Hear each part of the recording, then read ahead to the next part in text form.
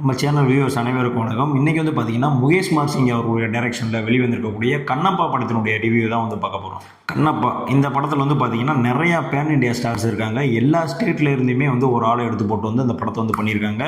முக்கியமாக வந்து பார்த்தீங்கன்னா விஷ்ணு மஞ்சு தான் வந்து லீட் ரோல் பண்ணியிருக்காரு. அது இல்லாமல் பிரபாஸ் இருக்காரு, மோகன்லால் இருக்காங்க, அக்ஷயகுமார், இந்த மாதிரி நிறைய ஆக்டர்ஸ் இருக்காங்க, காஜல் அகர்வால் இருக்காங்க. ஸோ இந்த படத்தில் வந்து ஒரு பேன் இண்டியா படமாக எல்லாத்துக்குமே வந்து ரீச் ஆகிற அளவுக்கு இந்த படம் எடுத்திருக்காங்களா இல்லையா அப்படின்றத வந்து இப்போ நம்மளுடைய ரிவ்யூவில் வந்து பார்த்துடலாம். படத்தினுடைய கதை என்ன அப்படின்றத வந்து இப்போ பார்த்துடலாம். படத்தினுடைய கதையை வந்து எல்லாத்துக்கும் தெரிஞ்சது தான். கண்ணப்ப நாயனார் அவருடைய கதையை தான் வந்து நம்ம சிறு வயதில் வந்து புக்கில் படிச்சிருப்போம், நிறைய இடத்துல வந்து கேட்டிருப்போம். ஸோ அந்த கதையை தான் வந்து மிகப்பெரிய வந்து ஒரு பட்ஜெட்டில் 250 கோடி செலவில் வந்து பார்த்திங்கன்னா இந்த படத்தை வந்து நியூசிலாந்துலேயே வந்து படமாக்கியிருக்காங்க. ஸோ அதெல்லாம் ஏன் வந்து நியூசிலாந்துலாம் போய் படமாக்குறாங்க அப்படின்ற விஷயங்களை வந்து நீங்கள் விஷுவலாக வந்து இந்த படத்தை நீங்கள் வந்து பார்க்கும்போது வந்து உங்களுக்கு வந்து புரியும். ஸோ அந்த அளவுக்கு நம்ம சின்ன வயசில் கேட்ட ஒரு கதையை இவ்வளோ பிரம்மாண்டமாக ஒரு பட்ஜெட்டில் தயாரித்து கொண்டு வந்திருக்காங்கல்ல. ஸோ அதுக்கே வந்து நம்ம வந்து ஒரு ஹேட்ஸ் ஆஃப் சொல்லணும். மற்றபடி உங்களுக்கு தெரிஞ்ச கதை தான், கண்ணப்ப நாயனாருடைய கதை தான். ஓகே, இப்போ படத்தினுடைய பாசிட்டிவ்லாம் என்ன, நெகட்டிவ்லாம் என்ன அப்படின்றத பார்த்துடலாம். படத்தினுடைய மிகப்பெரிய பாசிட்டிவ் என்னன்னு பார்த்தீங்கன்னா விஷ்ணு மஞ்சு தான். ஸோ அவர் தான் வந்து ஹீரோவாக பண்ணியிருக்காரு. ஸோ அவர் வந்து பார்த்தீங்கன்னா ஓப்பனிங்கில் வந்து அந்த திண்ணன் அந்த கேரக்டரில் வருவார். செகண்ட் ஹாஃபில் வந்து பார்த்தீங்கன்னா கண்ணப்பா அந்த கேரக்டரில் வருவார்.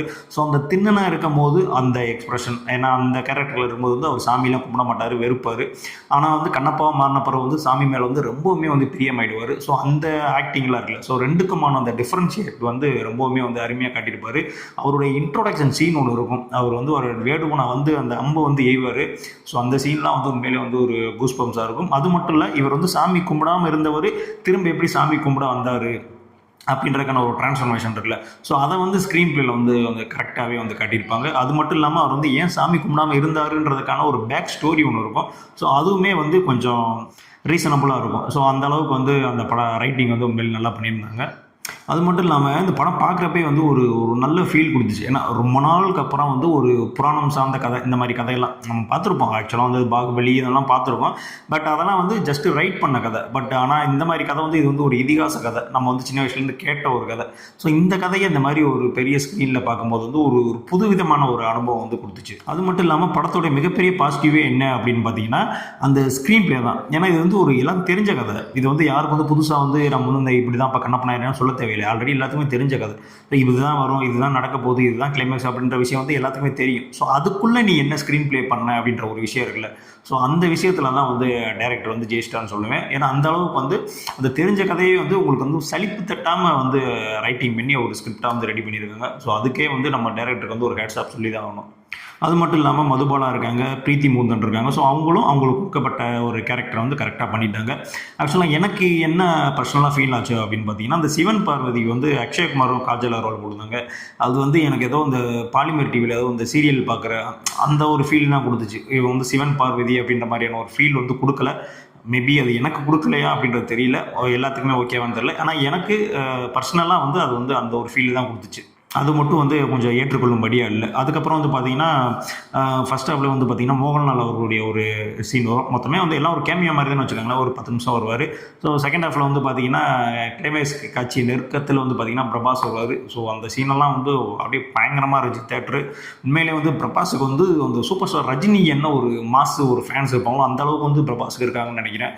ஏன்னா அந்த அளவுக்கு வந்து, ஏன்னா ஒரு தெலுங்கு ஆக்டரு, அவர் வந்து தெலுங்கில் வந்து அவ்வளோ ஃபேமஸ் அப்படின்னா பரவாயில்ல, இங்கே தமிழ்நாட்டிலேயே வந்து அந்த அளவுக்கு வந்து ஃபேன்ஸ் இருக்காங்க அப்படின்னா அப்போ நினச்சி பாருங்கள். ஏன்னா அவர் வரக்கூடிய அந்த சீன் கொஞ்ச நேரம் தான் நடிக்கிறாரு, ஆனால் அதுக்கே வந்து பார்த்தீங்கன்னா சும்மா தேட்டரே வந்து தெரிக்குது. ஸோ அந்த அளவுக்கு வந்து ஒரு ஒர்த்தான ஒரு கேமியா தான் வந்து பண்ணிட்டு போயிருக்காரு. அடுத்தபடி வந்து பார்த்தீங்கன்னா செல்டனோட சினிமோட்டோகிராஃபி சொல்லி ஆகணும். ஏன்னா அந்த அளவுக்கு வந்து அந்த பிக்சரைஸ் பண்ண விதம், அந்த நியூசிலாந்துவே வந்து அந்த காட்டின விதங்கள்லாம் இருக்குல்ல. ஸோ அது மொத்தம் நியூசிலாந்து தான். ஸோ அங்கேயே நிறைய விஷயங்கள் வந்து சிஜி பண்ணியிருக்காங்க, செட்டு போட்டிருக்காங்க, அந்த மாதிரி விஷயங்கள்லாம் பண்ணியிருக்காங்க. ஸோ ரொம்பவுமே வந்து அழகாக இருந்துச்சு. ஒரு டெக்னிக்கலாகவே வந்து பார்த்தீங்கன்னா ஒரு சவுண்ட் குட்டான ஒரு படம் தான் வந்து இந்த கண்ணப்பா படம். ஸோ இதில் குறைகள் என்ன அப்படின்னு வந்து பார்த்தீங்கன்னா, ஆக்சுவலாக அது தெரிஞ்ச கதை அப்படின்றதே வந்து ஒரு சின்ன குறையாக தான் இருந்துச்சு. ஸோ இன்ட்ரெஸ்டிங்காக கூத்துருந்தாலுமே ஒழிய சின்ன சின்ன விஷயங்கள்லாம் வந்து கொஞ்சம் வந்து சேஞ்ச் பண்ணியிருக்கலாம் அப்படின்ற மாதிரி சொல்லுவேன்.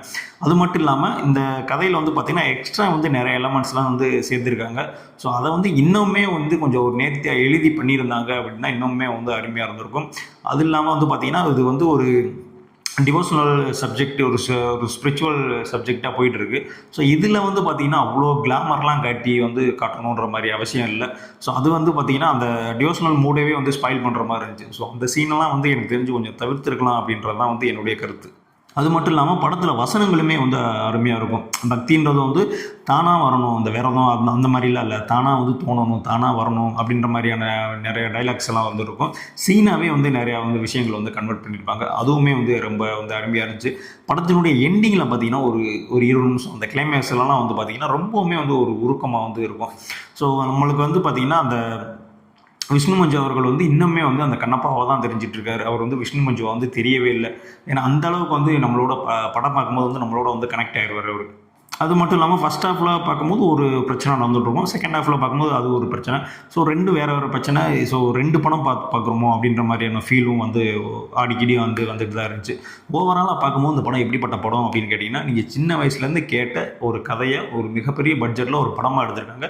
கண்டிப்பாக போய் தேட்டரில் போய் பார்க்கக்கூடிய ஒரு தேட்டர் எக்ஸ்பீரியன்ஸ், நல்ல ஒரு ஐமேக்ஸ் தேட்டர், ஒரு பெரிய தேட்டர், டல்பை ஆட்டம்ஸ் தேட்டர், அந்த மாதிரிலாம் உள்ள தேட்டரில் போய் பார்த்தீங்க அப்படின்னா கண்டிப்பாக வந்து இந்த படம் வந்து உங்களுக்கு வந்து ஒரு நல்ல ஃபீலை வந்து கொடுக்கும்.